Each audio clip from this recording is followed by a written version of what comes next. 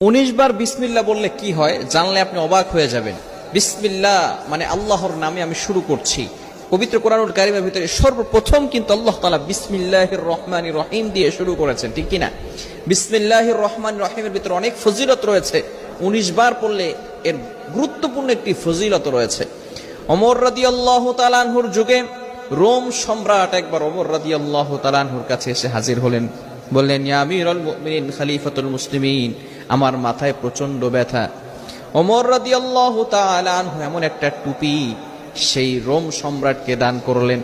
সেই টুপিটা যখন মাথায় দেয় সাথে সাথে মাথার ব্যথা ভালো হয়ে যায়। সুবহানাল্লাহ, বাসায় গিয়ে সাথে সাথে মাথার ব্যথা কি হয়ে যায়?